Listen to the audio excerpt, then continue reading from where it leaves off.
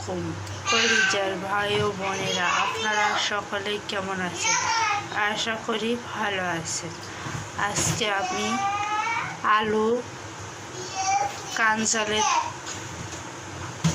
কাঞ্জাল বেগুন দিয়ে ফ্যাসা মাছের শুটকি দিয়ে চচ্চড়ি রান্না করব। এই কাঞ্জাল দিয়ে ফ্যাসা মাছের শুটকি রান্না করলে খুব মজা লাগে। সেই জন্য আমি সর্বপ্রথমে পেঁয়াজ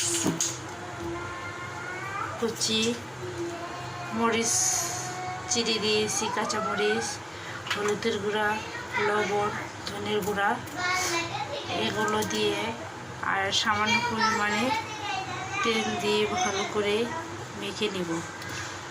এই তরকারিতে একটু পেস্ট বেশি হলে তরকারিটি খেতেও অনেক মজা লাগে। যারা যারা ফ্যাসা মাছের শুটকি দিয়ে কাঞ্জালের চচ্চড়ি খাননি তারা একবার হলেও বাসায় ট্রাই করে দেখবেন।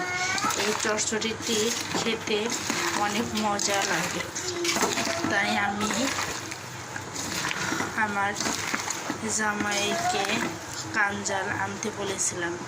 সে অনেক কষ্ট করে এই কাঞ্জালটি বাজার থেকে খুঁজে খুঁজে নিয়ে এসেছে। সবসময় এসব জিনিস পাওয়া যায় না, কিন্তু এইসব জিনিস গ্রামে বেশি পাওয়া যায়। আর শহরে তো কাঞ্জাল দেখাই যায়। আর আমার অনেক দিন ধরে কাঞ্জালের চচ্চড়ি খেতে মন চেয়েছিল ফ্যাসা মাছের শুটকি দিয়ে। এই যে আমি এখন ভালো করে এটি মেখে নিয়েছি।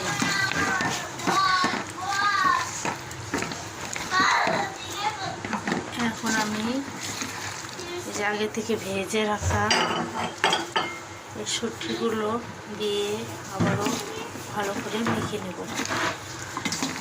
আর আমার ভিডিওটি আপনাদের ভালো লাগলে একটা লাইক করবেন, কমেন্ট করবেন, আর বেশি বেশি করে আমার চ্যানেলটিকে সাবস্ক্রাইব করে আমার পাশে থাকবেন প্রাণপ্রিয় ভাই ও বোনেরা।